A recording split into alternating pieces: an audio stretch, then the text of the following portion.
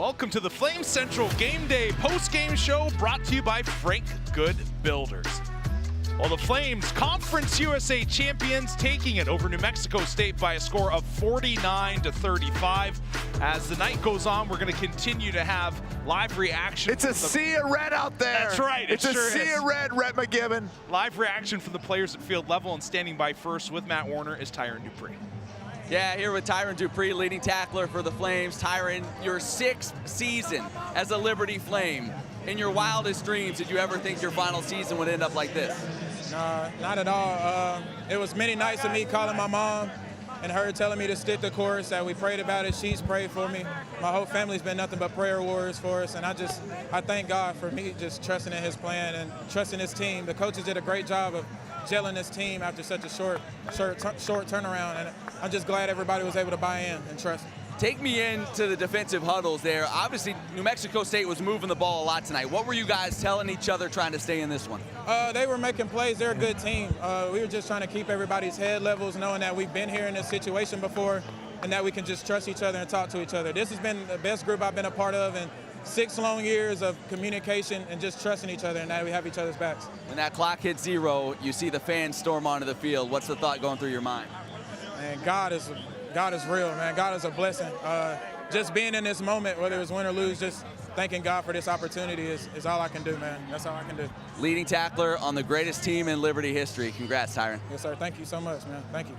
Guys? Yeah, great stuff there from Tyron Dupree. Speaks of just how much he's seen God work through the years here. 6-year veteran of the Liberty Flames, and a great way to go out at home. Still one more game to go. We'll find out that this weekend, but what a way to finish it here at Williams Stadium. But that game was incredibly fun to watch. 21-21 going into the half. I'm thinking we're having ourselves a nail-biter, just like we all predicted, a very high-scoring game. I mean, I'm super impressed with this entire team. And shut out the offense. I mean, what did we say, 700 yards total for the game?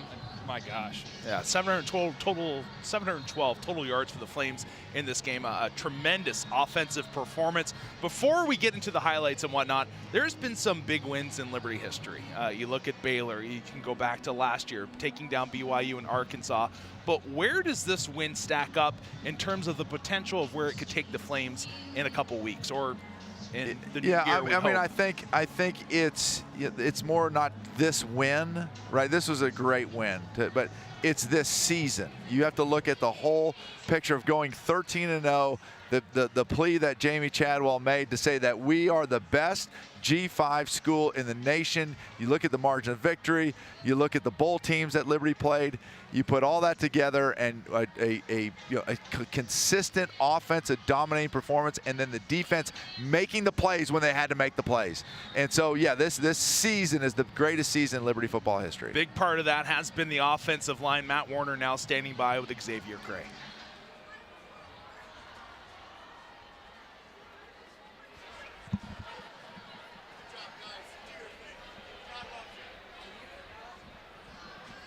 All right, we'll get back down there to Xavier and Matt in just a few moments. But again, just a massive win by these Flames. And when you look at all the numbers, there was so much that was saying this was going to be a nail-biter right to the finish. It was exactly that. Was there anything that stood out to you guys in this game that you felt like was the difference maker that put Liberty over the top? Before talking about that, I want to give kudos to that backup quarterback. Joe, I think you were saying the freshman that came in and just got them right back in the game, down 14 points, and then, had some moxie. It seems like Jerry Kill just recruited moxie for quarterback. So I wanted to give some flowers there. I mean, that guy did an absolutely terrific job. Yeah, he was good. All right, let's try with Matt Warner once again. Yeah, guys, Xavier, over 700 yards of total offense. You didn't punt in this game. Did you feel like you guys were dominating up front? What did it feel like for you? Yeah, absolutely. We knew coming into the game we were going to have to dominate them, and I think we got the job done completely. I mean, you said, 700 yards total? I mean, that's insane. I mean, that's just 700 yards is insane. And, I mean, I love these boys. We've been working, and we deserve this. We earned this. So I couldn't be more proud of this team, and it's only the beginning. It's only the beginning. You're one of the guys that came into this program. You hear Jamie Chadwell pitching a dream, right? We can be this. Did you even believe that you could be a team that goes 13-0, dominant all season long? I never saw 13-0. I knew we had a really good chance to dominate this conference, truthfully. But 13-0, it's a dream come true. this right here, flooding the field, it's a dream come true. So I'm just grateful to be here, honestly. I know the brotherhood, the offensive line in that room, especially with the tragedy that happened before the season. How special was it to do this? We heard Caden Salter say this was for Taj. This win was for him. Do you guys feel that certainly taking the field tonight? Without a doubt. Without a doubt. I mean, there's not a day that goes by that any one of us don't think about him. I mean, they still have his locker up there. We all look at it. I mean, I still tear up, cry over it. I mean, he's a brother, you know, and in this O-line room, we don't look at each other as teammates. Like, we're genuinely brothers. We tell each other we love each other multiple times a day, and it hurts, but I think it added fuel to our fire, for sure. We had a reason to fight for, so. Well, you're brothers. You're also champions. Congrats, man. Thank you. Thank you very much. Guys. You can see emotional victory for this Flames team. You talked about 712 total yards in this game. A big part of that, Caden Salter. Let's look at the basic stat lines here. 165 on the ground with a TD, 319 through the air with 2 touchdowns. Wow. I mean, that's absolutely incredible. And but the thing that got me when you listen to that interview is, we've always said this from the beginning about Liberty football. If they run the ball in between the tackles, they are going to be almost impossible to beat. And they were able to do that today. And even more important than that is they did it inside the red zone. They started, and it wasn't like just pounded. They were mashing them down inside the red zone, especially. And so to be able to run that ball between the tackles, that offensive line, they've done it the entire season, which literally makes them unstoppable on the edges and unstoppable with the deep passing game. An extension of the offensive line so far this season has been the tight ends. Bentley, Hanshaw, Henderson have both been great. Hanshaw back from injury, standing by with Matt. We saw you get hurt on this field a couple of weeks ago. You battled to get back here. We see your arm still wrapped up. Yeah. How satisfying is it to be out there on the field when you saw that clock hit 0? Yeah, it's just a blessing to play. And so whether you're more in the receiving game or blocking game or just on the field, it's a blessing. So it's a great time. Super grateful that I've been able to play. Did you see this coming? I think we all thought this team could be good, but did you see it coming as dominant as this group has been all season long? Yeah, I think because you see the work that gets put in, and so I think that's what creates the results later on, and so I think that kind of gives you a hint of what's going to happen in the future, and there's a lot of work that takes place. So, what do you feel like the country has learned about Liberty throughout this football season? That Liberty is legit. It's a premier G5 school in the nation, and I think that's going to continue for a long time as long as Coach Chadwell's here. So, a champion, 13-0, greatest team in Flames history. Does it even sink in? Does it even register at this point? When do you think it'll finally kind of hit you? No, it's all anticlimactic, honestly. Like, none of it feels that exciting. I think it's when you look back later, that's when it hits you. But like I said, I think we're all just grateful and ready to go win a bowl game. So, congrats on a great season and a championship. Appreciate you. Guys. A very pensive Bentley Hanshaw right there. Hasn't hit him yet. Great to see him back from injury in this game. And you heard Coach Chadwell at the end of the broadcast there when they were handing out the awards give his pitch to why this Liberty team should be at the New Year's Six Bowl. He staked the claim that they are the best Group of 5 team in the nation as it currently stands with the wins that they've had over this 13-0 streak that they're on. What do you guys say to that? You can only play who's on your schedule, and they did that. They came out and absolutely dominated. I mean, they did everything that they need to do. You're averaging 40-plus points a game, rushing for almost 300 a game. I mean, he made the pitch, and I think he said it really well. And now we're, of course, going to be watching pretty anxiously in that Tulane SMU game tomorrow. But, I mean, Liberty put themselves in a position to qualify for that New Year's Six game. Yeah, I mean, there's no doubt. And then here's the thing. I'll tell you this right now. If you're one of the schools that's in the Power 5 and has got to play Liberty in the New Year's Six game, and you've put on the film and you watch this offense, right, you're not going to have a great desire to play them. I'll tell you that right now. Like, this offense has the capability of scoring on anybody. And don't get me wrong, they could get into a game in a New Year's Six. That's going to be a ridiculously tough opponent. Oh, yeah. But don't think for one second that this offense isn't capable of scoring points again. You take out 3 or 4, 5 defenses in college football, and you put the rest out there, Liberty can score on about anybody. Yeah, and that can always keep you in a game. When you can run the football the way they run the football, when you have Caden Salter behind center and the plays that he can make, they can always be in a game. Well, they were scoring at will tonight. Let's take a look at the highlights from this Conference USA championship game. Again, the Flames taking it, but it all started right off the bat here. when you look at it, Liberty was dynamic, but Diego Pavia from the get-go scored the first touchdown, and you kind of had the uh-oh feeling, is this going to be one of those nights where he's just going to rock and roll? Yeah, Pavia came in, they didn't blink. They were like, you know what, we're coming to your home field, we're going to put up some numbers here, and he did a really good job. They ran the ball really effectively in that first quarter. Yeah, what you saw Pavia do is they mixed up the run and the pass, and they put a lot of pressure on Liberty's defense. But that right there, that's a perfect example, just grinding it out. This was a big play. We talked about winning 4th down, got the 1st down. They reviewed it, came back and said he didn't get it. Right here, that's where I thought New Mexico State tried to do a little something that they're not capable of. And she should have been running the ball. Then you look at C.J. Daniels, what a game he had. That was an incredible football game. Yeah, C.J. Daniels, a man tonight, 7 receptions, 157 yards, a touchdown. Should have had 2 and more yardage, in my opinion. Yeah, it was great to see him hit pay dirt. He's just constantly stepping up, making plays. This guy's just such a weapon. But, we talked about being able to score on just about anyone in the country. They do it with other guys. You see Frith there. You saw Henderson make a play. Cooley scored 3 times. They have so many guys, probably 6 or 7, that can do it on the offensive side of the ball. I'll tell you what, then there's Cooley again, just toting a rock up the middle all night long. But I'll tell you what, that play that Noah Frith had where he barely crossed the goal line, stretched out, that could have been a game-changing play in this game. There's another guy right there, Aaron Bedgood. He does everything. C.J. Daniels going up, making spectacular catches. This was just a great championship game to watch. Just play after play after play. This highlight reel looks like it could go on forever. I feel like I was watching a former New Orleans Saints team that just the defense gives up points, offense comes back and scores. It's staying in it. I think it speaks to the resilience of this team, offensively, defensively. When your number's called, go out there and make a play. That's exactly what they did. My gosh, this play. And that play right there, that's where Bill Durkin had the offensive line block it up absolutely perfect. They got everybody on who they should have. And then that was the complete design play right there. There was no ad-libbing on that play whatsoever. None at all. I mean, Caden, you go right, you go left, you step back, then you move a little to the side, and you come. It's just like the coaches draw it up for you right Willie there. calls that one spaghetti on the wall. That was absolute beauty. Look at the total yardage. In all honesty, give New Mexico State, tip your hat to them. What a game they played as well. This was a slugfest to the bitter end. 499 yards for them, 712 for Liberty. Passing yard-wise, Salter was just throwing darts everywhere. He was extremely accurate in this game. And then rushing yards, Cooley didn't have over 100, but he did have 3 touchdowns. Hey guys, what was so interesting to me is we saw the contrast from that UTEP game where you throw for 22 yards, and then they come out and they're slinging it. I think we threw 15 times in that first quarter. And then, I checked the stat sheet at the very end of the day, and I'm like, oh, we almost rushed 400 yards. Yeah, it really snuck up. I thought for a moment we were watching Arena Bowl 6 there for a second. It was the Iowa Barnstormers versus the Chicago Bruisers right there with the amount of offense that was going on. That's good stuff.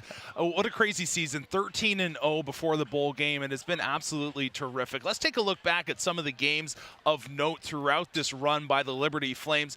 You start off September 9th, New Mexico State University. Flames, 250 rushing yards, forced 3 turnovers in that game. That was absolutely huge. Caden Salter, again, slinging it around, 276 passing yards. Then one we all remember extremely well. What a nail biter. And it all goes down to Kobe Singleton. Just a tremendous pass defense by him in the late stages, and the Flames take it once again. Then Jacksonville State. This game had a lot around it. Liberty, they were like, can they do it on the road? Remember, it was short rest for them as well. They go on the road, and they get it done. I believe that was their 4th win in around 19 days, 21 days, somewhere in that area. And then came the big boys. Western Kentucky taking on Liberty. Again, the Flames on the road. They get the job done. Caden Salter, tremendous. 117 rushing yards, 4 total touchdowns. Then November 11th, ODU coming into Liberty University. And again, the Flames managed to get the job done. Yeah, the thing that you see in all the big games, when you start flashing up the big games, the Western Kentucky, the ODU, all those games, you saw one thing, a lot of points by the offense. This offense showed up every time that it needed to. Yeah, I don't know that we've seen a game this year, maybe other than Sam Houston, where you'd say, oh, I'm disappointed in what the offense did. And they still scored 21 points against Sam Houston. I mean, this offense is just phenomenal to watch and speaks, I think, volumes to the preparation by the coaching staff and just the job that Willie Korn does as a play caller. Caden Salter, tremendous athlete. You talked about Willie Korn. What a year he has had with this Flames team, coming in first-year guy that has just really I wouldn't say turn the offense around. You look at last year, and they were expected to be an offensive team, and it really relied on the defense. Flip-flop that to a degree this season, where they were tremendous offensively, did have the most picks in the nation, but still the offense is what drove the car so far this season. A big part of that offense he wasn't expecting to be, but it was Aaron Bedgood, and he's standing by with Matt Warner. We'll stand here with Aaron Bedgood. You thought your college football career was over. Dream they would end up with a season like this. Never. I mean, you know, just a few months ago, I was in my office, taking care of some work, and then I got a call. Coach Shadwell, he sold me the vision. We bought in as a team, and we showed up every day at work, and he told us if we did what we were supposed to do, that's where we would be at. And here we are today. So, how gratifying is it for you? Your career, you had a lot of injuries, you fought through a lot. To have a season like this personally and to impact this offense as much as you did. Whenever I was going through all my ups and downs, I never really saw the vision of where God was taking me at, but now I see it, and I wouldn't try to change it for anything. You're a part of history. How does that feel? It feels great. It feels great. Great season. Congratulations, Aaron. Tremendous effort by Aaron Bedgood. I'm sure that he did not expect when Von Blue went down with injury early on in the season. I believe it was at Buffalo. Then all of a sudden the doors opened up for Aaron Bedgood, and he had a great season. I mean, unbelievable. Aaron Night Bedgood. Put him to sleep. I'm going to tell you what. That guy, what's amazing about him, he's probably 170 pounds soaking wet. And that they use him slot receiver, passing game, option game. And then here's what I love the most. Tonight he did it. They line up him, the I formation, offset I formation, and they'll run him on a power play right up the middle. They've put him at fullback before, and he's a lead blocker for Cooley on a power play. I mean, this guy is multi-dimensional, does everything, and I couldn't be more happy for that kid. That is everything that is right about Liberty football. Yeah, he has had a tremendous season. You're right. Everything right about Liberty football right there in a nutshell. All right. Conference USA not handing out their awards until next week. We thought we'd do the Flame Central Game Day Awards right now. We'll wrap it up real quick before we let you go home. But we're going to start off with MVP of the team. You both, I'm going to kind of throw this around a little bit and lead the direction here. You both went with Caden Salter, and I'll be honest, I think it's the right choice. It had to be the obvious choice. It's a no-brainer. Like tonight. I mean, Caden Salter made his potential, and I say this with all seriousness, made his potential beginning of a Heisman campaign for next year. I mean, this guy's one of the top quarterbacks in the nation coming back. He's going to get a ton of hype. So not only is he the MVP, but for next year, I think that you're going to start seeing his name mentioned in the Heisman conversation. I know a lot of Flame fans, they kind of like comparisons. Well, who does he remind you of? Let's go with the flashback. Two guys that come to mind for me. One, Malik Willis, very recent, and then a guy that I played with, Mike Brown. Yeah. Both guys were able to, they could throw the ball, they could extend plays with their legs. He is reminiscent of them, and I do think he's better, and the numbers kind of bear that out, but this guy's just a joy to watch play. Yeah, broken so many records this year. He is on the verge of joining that list of 3,000 passing yards, 1,000 rushing yards. He'd be the 12th player in college football history to do so. You see the numbers there. 250. What a career He's by 250 short. Yeah. It's bowl game time. 250. Everybody's going to be keeping an eye on that in Flames Nation. All right, Offensive Player of the Year, Pat, we'll go with you first. I think it's impossible not to pick Quentin Cooley. Just the performance that he's had all year, 1,000-yard rusher. I think one of 16 guys in the country. 3 touchdowns today, I think puts him at 15 touchdowns on the season. That's correct. Dude is just an absolute monster, or maybe 16 touchdowns. Dude is an absolute monster. And the thing at the very bottom there, attribute some of that credit to the offensive line, of course, but 6.2 yards per carry is just ludicrous. So he would be my Offensive Player of the Year. It's crazy to think, too, he started off the first 2, possibly 3 games without a touchdown. At least, yeah. He has been on a streak ever since that point, finding pay dirt every single game. I mean, that run right there is a Chris Berman rumbling, stumbling, and into the touchdown. He's had some amazing runs this year. All right, Joe, for yourself, you picked C.J. Daniels, and he showed out tonight. Yeah, I think C.J. I think Quentin Cooley and the offensive line did such a great job of setting things up for C.J. Daniels. But the season that this kid had is absolutely phenomenal. He made catch after catch, play after play, deep ball after deep ball, explosive plays one after the other. He put so much stress on the defense that if you're going to come up and try to defend the run, Caden Salter's going to hit C.J. Daniels over the top. And tonight was sort of the icing on the cake with whatever he had, 160-some yards receiving. He had an absolutely phenomenal year, and I give him my offensive MVP. Great to see him come back from injury from a year ago and just play tremendous this season. And we talked a lot about a #1 wide receiver for this Flames team. He's the guy.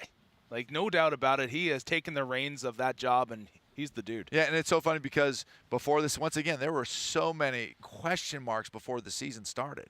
And like, well, is C.J. Daniels, is it going to be Noah Frith? You know, who they had some transfers in, Elijah Smoot, some different people.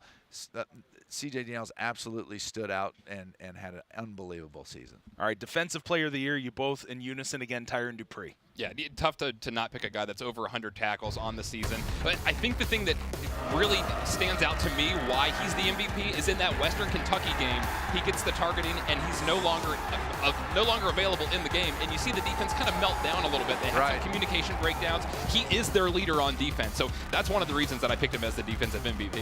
Yeah, and I think that the best thing about Tyron Dupree was the knock on him was that he was really good in the pass, but he wasn't very good in the run.